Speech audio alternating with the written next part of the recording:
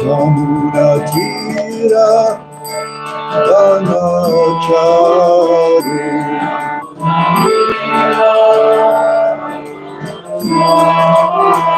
Yamuna Tira Danachari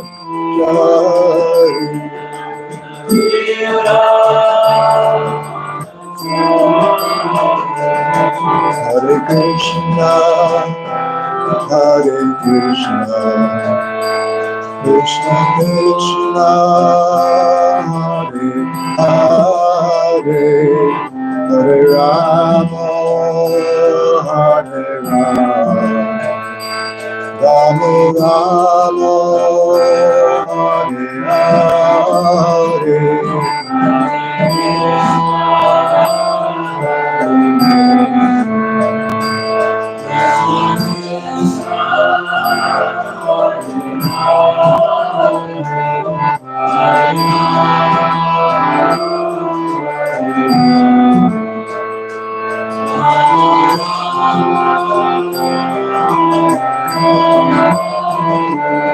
Hare Krishna, Hare Krishna, Krishna Krishna, Hare Hare, Hare Rama, Hare Rama, Rama Rama,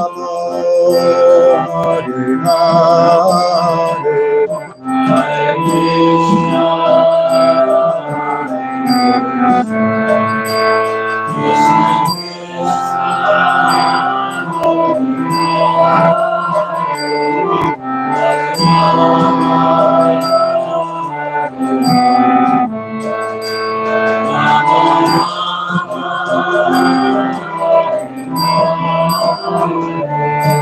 Hare Krishna, Hare Krishna, Krishna Krishna, Hare Hare, Hare Rama, Hare Rama, Rama Rama, Hare Hare.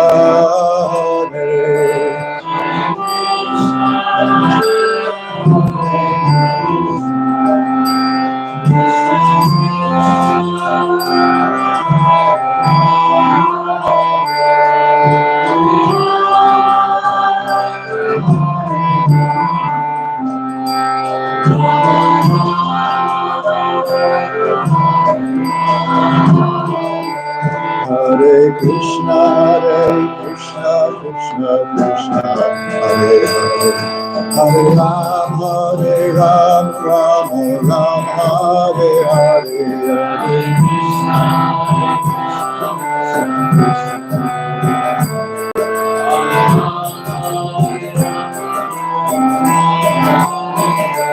Hare Krishna, Krishna Krishna, Hare Hare, Hare Ram, Ram Ram, Hare Hare, Hare Krishna, Krishna.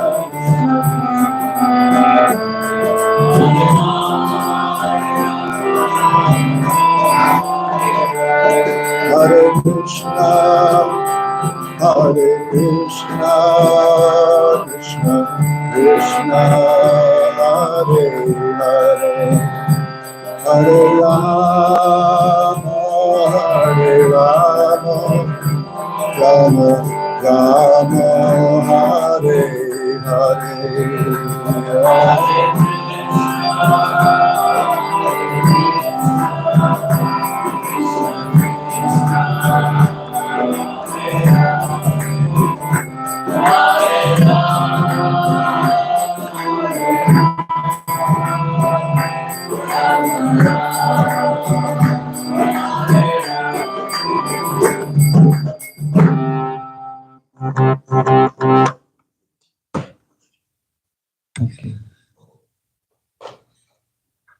Om Namo Bhagavate Vasudevaya. Om Namo Bhagavate Vasudevaya. Om Namo Bhagavate Vasudevaya. Om Namo Bhagavate Vasudevaya. Om Namo Bhagavate Vasudevaya. Om Namo Bhagavate Vasudevaya. This morning we'll hear from Srimad Bhagavatam, Canto 4, Chapter 21, Text 48. Viravarya Pita Pratya Samasanjiva Shashvati Yase Drushyatute Bhakti Sarvalokaika Bhartari Viravarya Pita Pratya Samasanjiva Shashvati Yasye Drashyatu Achyute Bhakti Sarvalokaika Bhartari Viravarya Pita Pratya Samasanjiva Shashvati Yase Drushyachyute Bhakti Sarvalokaika Bhartari. Others, please. Viravarya Pita Prithya Sama Sanjiva Shashvati Yashya Drishya Chute Bhakti Sarva Lokaika Bhartari Viravarya Pita Prithya Sama Sanjiva Shashvati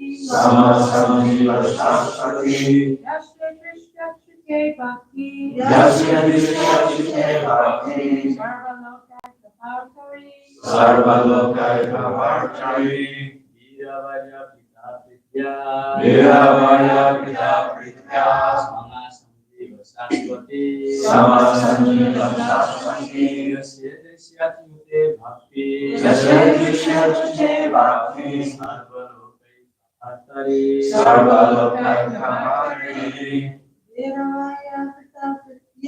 Viravarya Pita Prithya Sanjiva Shashvati Sama Sanjiva Saraswati Bhakti Yasya Drishyatute Bhakti Sarva Lokaika Bhartari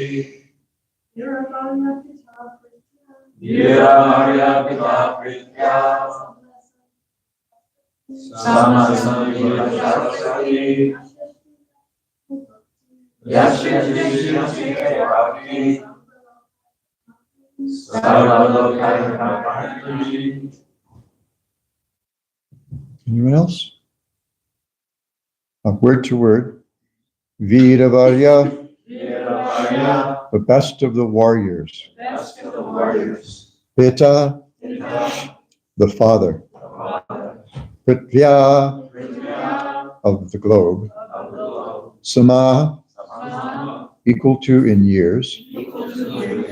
Sanjiva, live. Shashvati, forever. Yasya, whose. Idrashi, like this. Achyute, unto the supreme. Bhakti, devotion. Sarva, all. Loka, planets. Eka, one. Bhartari, maintainer. All the saintly Brahmanas, A.C. Bhaktivedanta Swami Prabhupada. All the saintly Brahmanas thus addressed Prithu Maharaj, O best of the warriors, O father of this globe, may you be blessed with a long life, for you have great devotion to the infallible Supreme Personality of Godhead, who is the master of the universe. Responsively, please.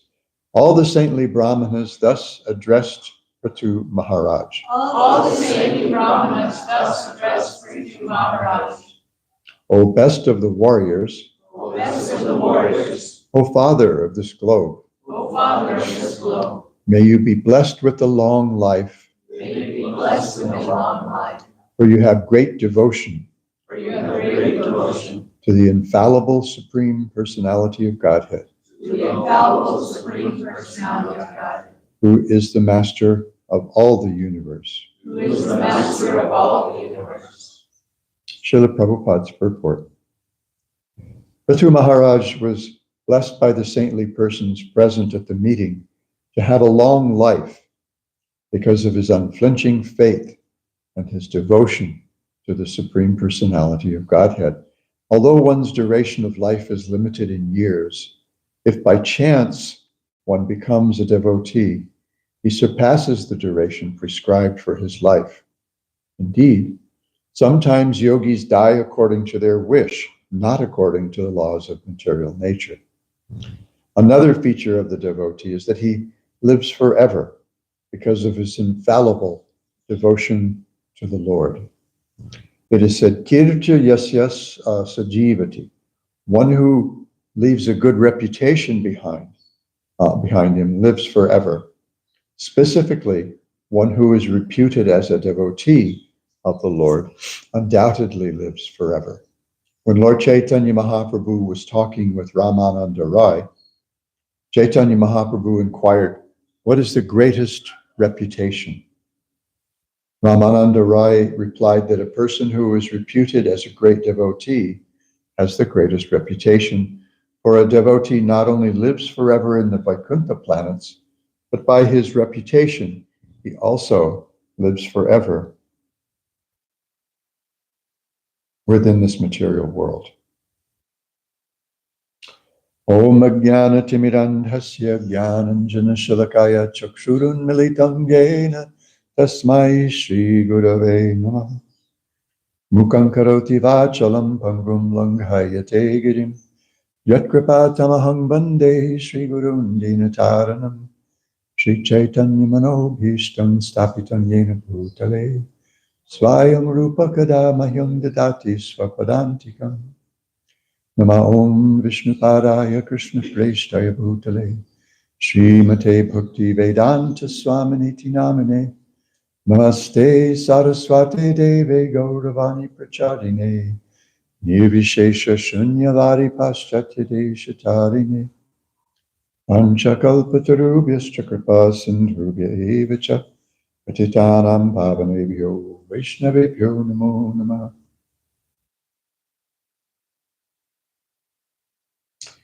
Viravadipita Prithvya Sama Sanjiva Shashvati Yasye Drishyatute Achyute Bhakti Sarvalokaika Bhaktari. All the saintly brahmanas thus addressed Prithu Maharaj, O best of the warriors, O father of this globe, may you be blessed with a long life, for you have great devotion to the infallible Supreme Personality of Godhead, who is the master of all the universe.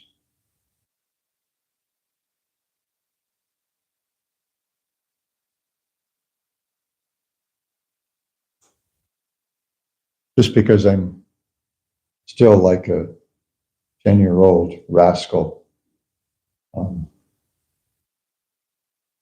I find it interesting here that Srila Prabhupada, he translates Sarvalokaika Bhaktari as, O Father of this globe. Just saying. Actually, I'm not saying. He said it. Just for fun. There are a couple of things that I often pay attention to when I'm reading Srimad Bhagavatam or Bhagavad Gita or any of our sacred texts. One is context, another is connections. I'm going to focus on connections here because there's just an amazing connection in this verse. Srila Prabhupada points out that if someone takes to bhakti, then the duration of their life may be increased. He says even yogis, sometimes yogis can die at will. You often, well, we may not see because they'll go to the forest or a cave or someplace. And the yogis will give up their lives when they choose. Sometimes earlier than some folks might think, and sometimes they may prolong their lives for a very long time, just as we have heard that when they have the Mahakumbha Mela every 12 years, you have all kinds of strange people just coming out of in English we say out of the woodwork. But they literally, they show up out of the mountains and the forests. I think Prabhupada would use the whole word hoary men. Some of them completely naked, Naga Babas and other yogis who live in mountain caves and in the forests. And some of them, maybe a couple of 100 years old. At least that's what we hear about some of them. And it's kind of very strange people. And I remember reading a long time ago that among Hawaiian people as well, there were some of the mystical leaders, the shamans among the Hawaiians. They could go into the forest and give up their life breath at will when they felt it was time, when they felt that their work was done. And we know from the Mahabharata and the Bhagavatam as well that Grandfather Bhishma also had this blessing. He had this power or curse because he had to live to see so many anomalies, even in his own family. But he was able to give up his life at will, even though his body was so riddled with arrows that in his last days he was lying on a bed of arrows.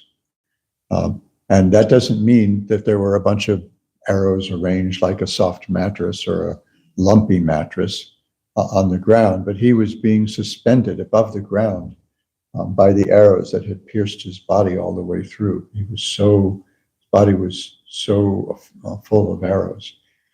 And he endured the pain, waiting until Krishna came, because he did not want to give up his body without contemplating the beautiful lotus face of his Lord Krishna, the Supreme Personality of Godhead. So this is a point that Srila Prabhupada makes. But then he makes an even stronger point, that he cites this saying, Kirtir yasya sajivati, one who leaves a good reputation behind lives forever. And then he brings up the fact that the best reputation is that of being a devotee. And he cites Ramananda Samvad, the conversation between Lord Chaitanya and Ramananda Roy that we see in the eighth chapter of Matilila Sri Chaitanya Charitamrita. It's cold. And so he says, when Lord Chaitanya Mahaprabhu was talking with Ramananda Roy, Chaitanya Mahaprabhu inquired, what is the greatest reputation? Ramananda Roy replied that a person who is reputed as a great devotee has the greatest reputation, for a devotee not only lives forever in the Vaikuntha planets, but by his reputation, he also lives forever within this material world. So I want to take a look at that verse and the purport. But because the purport is quite lengthy and the purport consists almost entirely of connections. And because it's quite lengthy, and I may not make it all the way through, and one of the verses that Srila Prabhupada refers to, he has all these verses from different shastras, and then there's one paragraph that's just one line. He says, he cites, I think it's 6 or 7 Bhagavatam verses. And so I wanted to take a look at one of those Bhagavatam verses before we get there, because I just don't want to miss this. This is in the Brahma Stuti, chapter 14 of the 10th canto. And these are the prayers that Lord Brahma offered to Lord Krishna after having been humiliated. I mean, let's just say it. After having been really embarrassed, having been completely befuddled, bewildered by Krishna in the Brahma Vimohana Lila. Brahma wanted to play a trick on Krishna. And his purpose for doing, one of the devotees in Honolulu, I have an online Nectar of Devotion / Bhakti Rasamrita Sindhu group. I started maybe 2.5 or so years ago in Honolulu, having meeting with one devotee to read Nectar of Devotion together. And then it grew into a group of maybe 6, 7, 8 devotees who met regularly. And then things kind of changed when I started traveling. That stopped, but I revived it recently, and with a couple of devotees at the temple. And then one of them moved out and could only come through Zoom. Some who were visiting could only come through Zoom. So I just keep this group going to the best I can when I'm away. And last week, then I was doing some other reading, a Vaishnava primer that one of my friends put together that we use for sort of an orientation for new devotees who live in the temple in Honolulu. And this one devotee moved out. She came for a 3-week bhakti immersion and stayed for 3 months. And then when she did move out, she said, I want to keep doing this. I want to keep meeting with you to read through this, Maharaj. And I said, okay. So whenever you can come to the temple, we'll meet together in person. And when we can't, then, as our schedules allow, we'll meet, once. She said once a week by Zoom. And then a couple of months ago, she said once a week's not enough. So when we can, I want to meet. When my schedule allows, I want to meet twice a week. So she's working, and she's gone. She's taking classes at one of the local colleges. And she started out a little impersonalistic. She was bhakti curious. But what she wasn't quite sure how it is that Krishna's personality is superior to the undifferentiated Brahman. Because after all, that's peaceful. There's no trouble for anybody there, and it seems really groovy from a material point of view. And then she gradually started warming, and then more recently, she shared a verse that she had read describing Lord Krishna's beauty and the beauty of his character. And she said, she read the verse to me. I'd have to ask her again what it was, because I thought maybe she had texted it to me, but I can't find it in any of our text threads. So she must have read it to me. And she said, after I read this verse, Maharaj, I realized that's what I want. I want a relationship with that person. And it was as if someone had flipped a switch in her heart. And she's just been blossoming. So when we met on Zoom, when she and I met on Zoom the other day, I think it was one day last week, she said that she had actually gotten so excited about Nectar Devotion that she had read ahead. And at the end of one chapter, there was a reference, Srila Prabhupada, the very last paragraph, he referred to the Brahma Vimohana Lila and how even Balaram was confused by what had happened. So she asked me, what is the Brahma Vimohana Lila? And how is it that Balaram became confused? And I said, oh my gosh. 4 of my favorite words in the English language are, Maharaj, I have a question. Because it usually precedes some really good questions that lead to just like a long, sometimes an ongoing discussion. And I said, listen, The best way to answer this is for us to sit down together right now, and if you don't mind, and read chapter 13 of the Krishna book, the Brahma Vimohana Lila. All your questions will be answered there. So it took us an hour and 20 to 25 minutes, something like that, more than the hour that we usually spend. Although we do often run overtime, unless she needs to like catch a bus to the other side of the island for work or school. But it was ecstatic. It was just wonderful, just sitting down, reading Krishna book together. So this is from the next chapter, where Brahma is, after having been embarrassed by Krishna's turning his trick on him. So he has this series of prayers. I think there are about 55, 56 verses in this chapter that constitute his prayers, and this is one of them.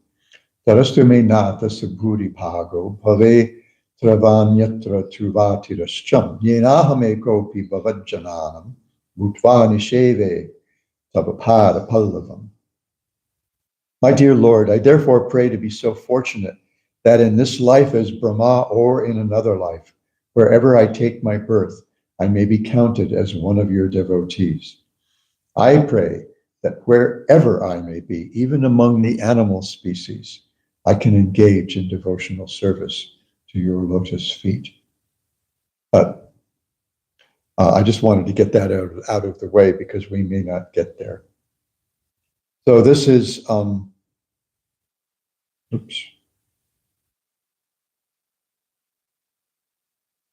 This is Matilila chapter 8, text 246. So as we know, Mahaprabhu has made himself the student here.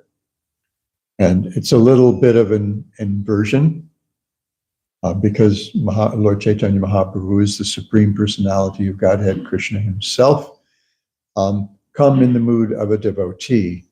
But when he heard about Ramananda Roy's reputation from, anybody remember whom? Sarvabhauma Bhattacharya. After Sarvabhauma Bhattacharya's conversion, he was such a great pundit that he gave instructions to sannyasis in Vedanta to keep them strong in their vow of sannyas. So we know when Lord Chaitanya Mahaprabhu came to Puri and passed out in ecstasy when he saw Lord Jagannath, Sarvabhauma brought him back, and he thought, well, this is a beautiful young man. He's 24, 25 years old, and he was tall and gorgeous, had these long arms that reached down to his knees. And he said, this man is so young and so beautiful that it's going to be difficult for him to maintain his sannyas throughout his life. So I should give him some good instruction. And he taught him for, a week, I think. And Lord Chaitanya sat silent the whole time, and Sarvabhauma said, I'm starting to worry that you're not getting anything I said because there hasn't been any mhms or any questions or anything like that. So I'm trying to understand. I just want to make sure that you're able to follow what I say, that you understanding Vedanta. And Lord Chaitanya said, well, I understand Vedanta quite well, but I can't make heads or tails of what you're saying. This doesn't make any sense to me. And so then he explained the Atmarama verse in, was it 18 ways this time? And then 61 with Prakashananda or something like that. 61 completely different ways with Prakashananda.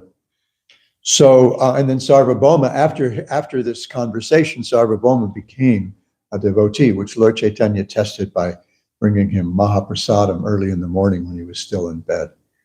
Because ordinarily, Sarvabhauma would, he'd have to rise and bathe and go through all kinds of rigmarole, chanting mantras and meditating on yantras and doing mudras and all kinds of stuff before he would take a meal. But when Lord Chaitanya brought him Mahaprasadam, he just said, Mahaprasade Govinde Namo Brahmani Vaishnave, and accepted the prasadam right there on the spot. And Lord Chaitanya said, now I know you're a devotee. Now I know you're a pure devotee. So then after that, Sarvabhauma said, well, when you go on your travels to the south, if you have the opportunity, you should find this devotee, Ramananda Roy. You may find it a little unusual, but I think you'll appreciate his company. I never really understood him before. I didn't get the guy. You'll see why when you meet him. But now I do. Now I understand where he's at, and I think you'll like him. So Lord Chaitanya liked him so well that he submitted himself as a student and asked him to explain, what is the highest goal of life, and we know the progression. And then after that, he had some other questions for him, and one of them was, "Kirti ganya madhe jiver kon bara kirti." Out of all glorious activities, out of all kinds of fame, kirti means fame. So some kirtan, or glories, right? So some kirtan means to get together and sing the glories of the Supreme Lord. And Ramananda answered, Krishna Bhakta Buliya Yahar Hoy Kyati. That person who is reputed to be a devotee of Lord Krishna enjoys the utmost fame and glory. Srila Prabhupada writes, the greatest reputation a living being can have is to be a devotee of Krishna and to act in Krishna consciousness. In the material world, everyone is trying to be famous by accumulating a large bank balance or material opulence. There's a steady competition among karmis attempting to advance in a wealthy society. The whole world is turning in accordance with that competitive mood. But this kind of name and fame is temporary, for it lasts only as long as the temporary material body lasts. I want to see the hands for a moment of all those who know, who are familiar, who know who Howard Hughes was. Not even half the room, including folks over 40, right? Howard Hughes at one point was the richest man in the world and one of the most famous. And because among his assets were several movie studios, he had access to all the babes. That's his story. He had relationships with some of the most famous and beautiful women in the world, movie starlets and others, but especially the movie starlets, because he owned their contracts, which essentially meant he owned their future, their fortune. But people don't even remember him anymore. And that's one question. Does anyone, how many of us think that all that wealth, all that fame, all that glory actually made Howard Hughes happy? No. Absolutely not. The guy died insane and miserable. He lost his mind worrying about losing his wealth to death. He was afraid of everyone. He was afraid of germs. He was nuts. He went bat guano crazy. So this stuff doesn't make you happy, and the fame doesn't last, as we see. And, if I'm around another 40 years from now, I won't be, maybe 20. Maybe we'll check in 20 years and see how many people remember Howard Hughes then. One may become famous as a Brahmagyani, an impersonalist scholar, or one may become a materially opulent person. In either case, such reputations are inferior to the reputation of Krishna's devotee. And here we go. Here comes the shower of citations, shower of pramana. In the Garuda Purana, it is said, I'm not going to read the Sanskrit for time's sake, in this age of Kali, the fame of one who is known as a great devotee is very rare. However, such a position is superior to that of the great demigods like Brahma and Mahadeva. This is the opinion of all spiritual masters. In the Itihasa Samuchaya, Narada tells Pundarik, after many, many births, when a person realizes that he's the eternal servant of Vasudeva, He can deliver all the worlds. In the Adi Purana, in a conversation between Krishna and Arjuna, it is said, Bhaktanam anugachanti muktaya shrutibisaha. The most exalted position of liberation is given by Vedic knowledge.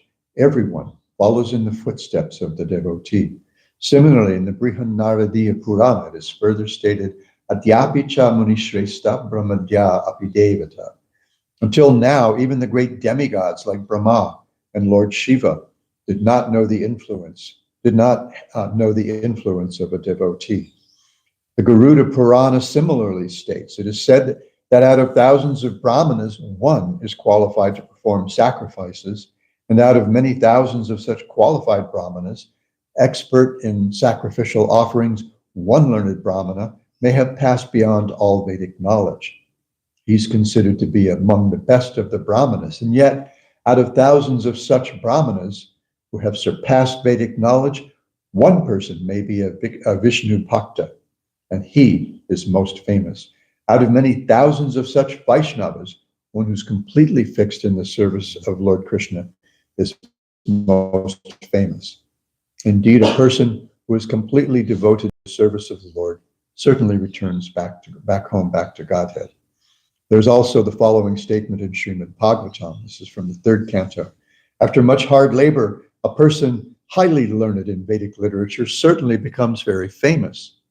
However, one who's always hearing and chanting the glories of the lotus feet of Mukunda within his heart is certainly superior. In the Narayan Vyuhastava, it is said, I do not aspire to take birth as a Brahma, if that Brahma is not a devotee of the Lord. I shall be satisfied simply to take birth as an insect, if I am given a chance to remain in the house of a devotee. There are many similar verses in Srimad Bhagavatam, especially 325 through 38, 424, 29, 431, 22, 79, 24, and 10, 14, 30, the last of which we read. It was Lord Shiva who said, I do not know the truth about Krishna, but a devotee of Lord Krishna knows all the truth. Out of all the devotees of Lord Krishna, Prahlad is the greatest. And then Srila Prabhupada continues. This is a really cool section. This chapter, prayers, some prayers of Lord Shiva. And I can't remember which canto it is. I have this tab permanently open on my browser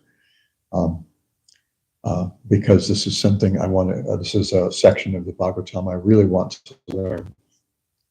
He says, above Prahlad, the Pandavas are supposedly more advanced. Above the Pandavas are the members of the Yadu dynasty who are even more advanced. In the Yadu dynasty, Uddhava is further advanced, and above Uddhava are the damsels of Brajatan, the gopis themselves. In the Brihad Vamana Purana, Lord Brahma tells Bhrigu, I underwent meditation and austerities for 60,000 years just to understand the dust of the lotus feet of the gopis. Still, I could not understand it. To say nothing of me, even Lord Shiva, Lord Shesh, and the goddess of fortune Lakshmi could not understand it. Getting into pretty rarefied company there. And in the Adi Purana, the Supreme Personality of Godhead himself says, Natata me priyatamo. Oh, I'm not going to read the Sanskrit. Lord Brahma, Lord Shiva, the goddess of fortune, and even my own self are not as dear to me as the gopis. Of all the gopis, Prabhupada continues, Srimati Radha Rani is the topmost. Rupa Goswami and Sanatan Goswami are the most exalted servitors of Srimati Radha Rani and Lord Sri Chaitanya Mahaprabhu. Those who adhere to their service are known as Rupanuga devotees. The Chaitanya Chandramrita gives the following statement about Srila Rupa Goswami. I'm not sure this is probably a paraphrasing of that. The qualities of one engaged in the service of Lord Sri Chaitanya Mahaprabhu, such as reputation, austerities, penances, and knowledge, are not to be compared to the good qualities of others. Such is the perfection of a devotee always engaged in the service of Sri Chaitanya Mahaprabhu. A couple of the following questions are also interesting, just for the heck of it. Sri Chaitanya Mahaprabhu asked, of the many capitalists who possess great riches, Prabhupada's language is really interesting. He makes it really contemporary. You know, those who have the greatest riches, he's asking, who has the greatest? Who is the topmost? And Prabhupada has Ramananda Roy replying, he who is the richest in love for Radha and Krishna is the greatest capitalist. And then Lord Chaitanya, this is, I think this one is relevant to the point that Prabhupada is making in today's purport. Of all kinds of distress, what is the most painful? And Ramananda Roy replied, apart from separation from the devotee of Krishna, I know of no unbearable happiness. So, Srila Prabhupada really makes this point very strongly in his purport what am I doing? In his purport to this verse. Oh, I just closed it. And quite often you'll see that Srila Prabhupada, at least at the core of his purports, will have, he'll include, you will find that he's largely guided by Srila Vishwanath Chakravarti Thakur. But in this verse, Vishwanath Chakravarti Thakur just explains the word Pitta Pritva as being the father of the earth. This is something, this is Srila Prabhupada sharing, as he said, his own ecstasies. This is the problem that, this is a kind of a solution, part of the solution to the problem that Vyasadeva confronted in the first canto of the Bhagavatam. You see in the 5th chapter, Vyasadeva, after having compiled all the Vedic literatures, is feeling unfulfilled. Still, there's a hole in his heart. Something's missing, and he can't quite put his finger on what.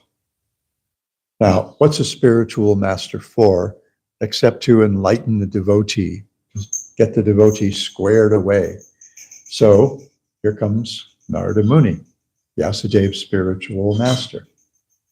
And he tells him straight out, I'll tell you why you're feeling depressed. I'll tell you why you're so bummed out. Because even though you've compiled all this literature meant for the upliftment of humankind, you have missed the essential point. You've missed the real point. What do we say nowadays? You lost the plot, right? What you've missed is a text that exclusively glorifies Krishna, the Supreme Personality of Godhead, his devotees, and his devotional service. And he says, compared with what you need to do, he makes a comparison between Srimad Bhagavatam, which is what he's exhorting Vyasadeva to undertake right now, and all the other work that he's done. What does he compare the Bhagavatam? What does he compare all other literature to in comparison to the Bhagavatam?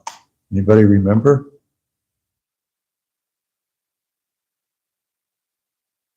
Be bold.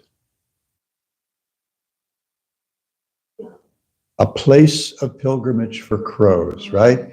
What's the place of pilgrimage for crows? It's the dump, right?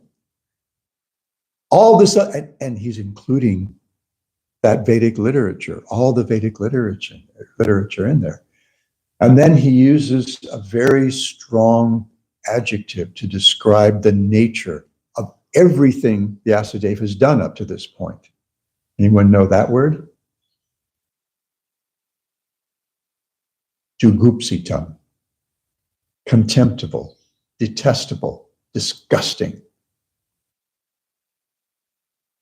Why? Because there's something for everyone in the Vedas. If you want to get ahead in the material world, there's something in the Vedas. There's a whole karma kanda there for you. You know, all the way up to attaining swarga, where you have a life that seems to us to be eternal. And pleasures that, you know, just will blow the socks off of anybody. Where the women are so beautiful, the damsels there, to use Prabhupada's word that he uses sometimes, are so beautiful that, you know, our greatest beauties, look, Aishwarya Rai, who was once described by one movie critic as not just the most beautiful woman in the world, but also the second most beautiful woman in the world. In other words, Advitiya, right? One without a second. There's no competition. So compared to them, Aishwarya Rai looks like a frog. So that's, you know, and then there are people who want maybe ultimately to have some vision of the super soul, but along the way they want to gain some powers. They want to get some control over the material world in subtle ways that are a little hard for us to even imagine, much less attain. So there's the whole, you know, the whole yoga marg for them.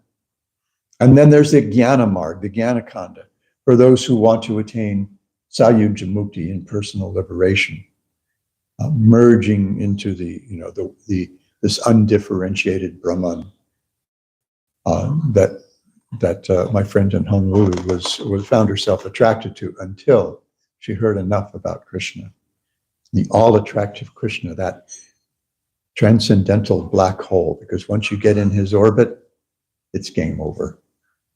Just a matter of time. So sometimes, you know, sometimes devotees have compared the Vedas to a jungle of sounds. You know, you get lost you go out, you get lost in a very thick forest where there's a really thick canopy, and you can't even see the sky. You can't see where the sun is, so you can't, you know, you lose directions, or you get some, you know, tenderfoot greenhorn like folks, you know, city folks, you know, real easy for them to get lost even in, you know, some backwoods plot of forest. So it's a jungle of sounds because there's so many things. You can have this, you can have that, and you get completely overwhelmed by it. Just like an old person like me, I don't know exactly what kinds of problems Damodar has with his hearing, but I know that the damage that's been done to my hearing probably over the last 55 years, includes the problem of being so overwhelmed by ambient sound that if someone's speaking to me and there's anything else going on in the room, I may not be able to hear much of what they say, even if I'm watching their mouth, which I will do. It's like at breakfast. You know, I'm sitting there and, you know, trying to have a conversation with the person right across the table, but because there are 5 other conversations going on and rustling of papers and things like that, I get lost. So the Vedas are like that. Sometimes they're compared to a jungle of sounds. So Vyasadeva is telling him, you want to cure your despondency, you need to compose something like Srimad Bhagavatam. Something for those satam, those who are completely pure at heart because they're near matsaram, and they're complete or absolutely free from envy. And they're free from envy because they don't have a personal agenda, because dharma projita kartavatro.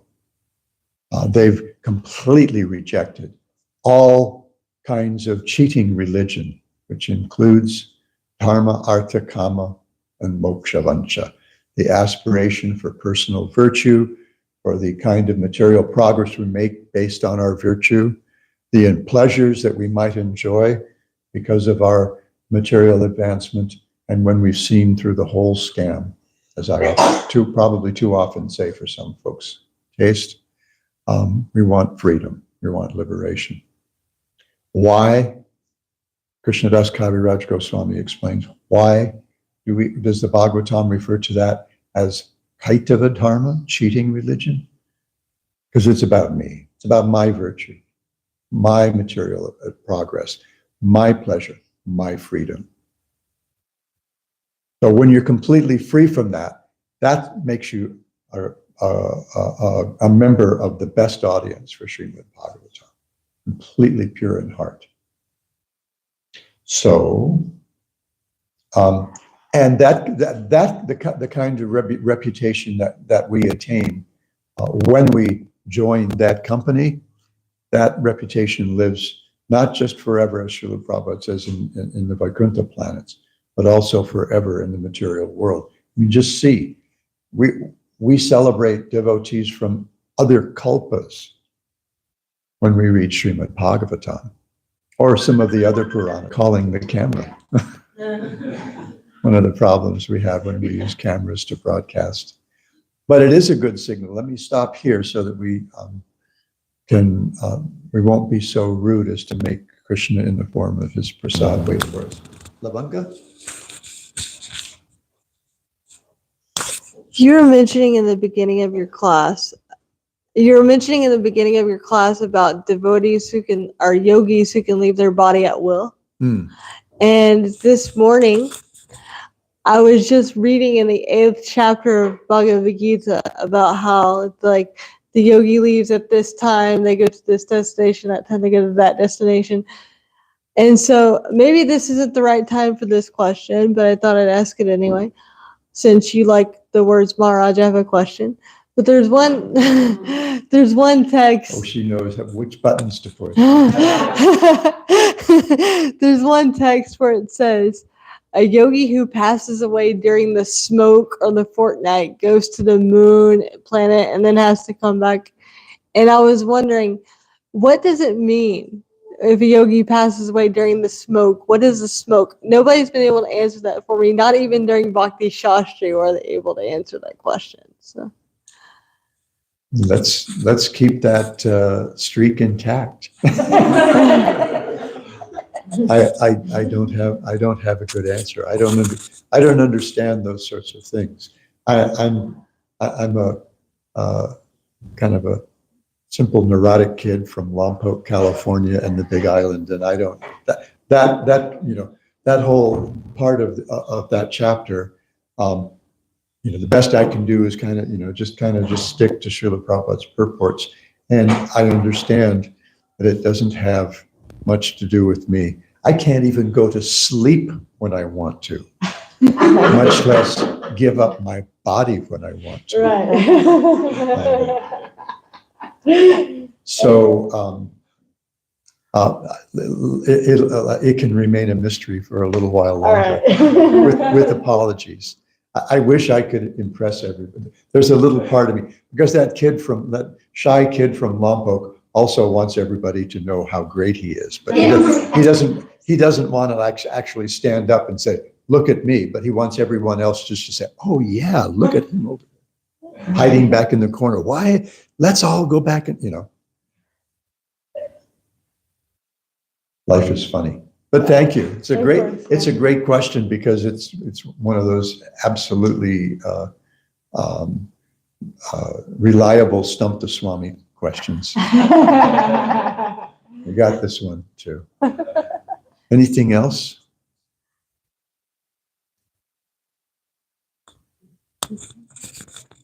Yes, please. Hi. Just receiving you and all of, it was a beautiful class, and I've been meditating on something just recently about Krishna's 6 opulences. It appears to be like, of course, Krishna's all attractive, but it seems like the opulences that are described are like an external expression of his glory, of his like. And I was wondering if there, in some way, he has internal opulences that we can also be deeply attracted by. When the person that you're describing on Hawaii was describing Krishna's characteristics, like his deeper internal characteristics, I was thinking that is also very much, a very deeply attractive. And I was wondering if there was like yeah, so I'm just I'm wondering if there is some sort of description, or it goes into depth about Krishna's internal opulences, or if that's like, does that make sense? Yeah, and then I'm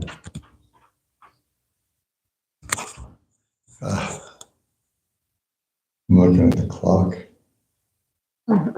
There is, oh dear, what happened? Those Shadaishvarya, those 6 opulences, that is Parashara Muni's definition of Bhagavan. Jiva Goswami has a definition of Bhagavan in his Bhagavat Sandarbha toward the end. And shucks, I usually have this one open right there, and somehow or other it shifted. He gives a definition of Bhagavan that I think more reflects the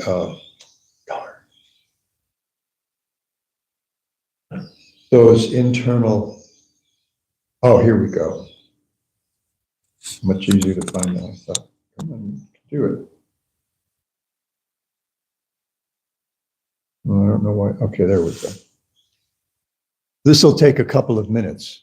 So if folks need to leave or something, I don't have any problem with that at all. Those who stay, I think you'll find it worth it. So this is from Radhika Ramana's book about he calls it the Chaitanya Vaishnava Vedanta of Jiva Goswami. And this is, he turned his PhD thesis at the University of Oxford into this book. He edited it and came up with this book. And he mentions that Jiva Goswami provides a definition of Bhagavan at the end of the Bhagavat Sandarbha. The location at the end, it's a kind of a power position in any text, and comprehensive nature of this definition indicate that it functions as a summary statement of the entire Bhagavat Sandarbha. So the Bhagavat Sandarbha is, Jiva Goswami has written 6 Sandarbhas, 4 of which address Sambandha Gyan, the nature of the relationship between the living entity and the Lord, and in the Paramatma Sandarbha also with the material nature. And one of those is the Bhagavat Sandarbha. So the Tattva Sandarbha presents the ultimate pramana, the ultimate evidence for spiritual knowledge, which is Srimad Bhagavatam. Paramatma Sandarbha explores the nature of the super soul, which is an expansion of the Lord for dealing with the material world, though all the Vishnus are, and the living entity and Mahamaya. And then the Bhagavat Sandarbha posits that the Supreme Personality of Godhead is the ultimate kind of realization. And then there's the Krishna Sandarbha that says that Krishna is the ultimate form of the Supreme Personality of Godhead. And then you have the Bhakti Sandarbha, which discusses Abhideya Gyan, which how we establish that relationship. And then the Priti Sandarbha, Priti means love or affection, and that shares the prayojana, the fruit of all these things. So the Bhagavat Sandarbha, the understanding we get from Bhagavat Sandarbha helps us cement our relationship with the Supreme Personality of God. So this is Jiva Goswami's definition at the end of the Bhagavat Sandarbha, and it's all one sentence. Bhanu Swami has a different translation in his translation of Bhagavat Sandarbha, but I like Radhika Raman's because he keeps the structure. This is one sentence, so he has one kind of Faulknerian or Proustian sentence.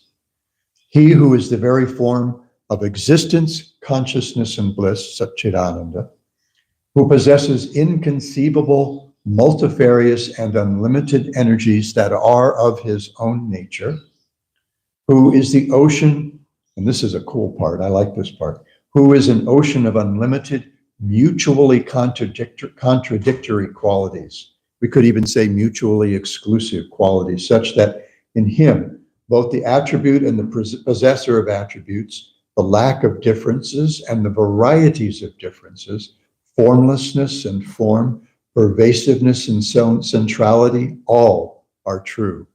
I mean, these are mutually exclusive categories, right? Generally, if one is true, the other can't be.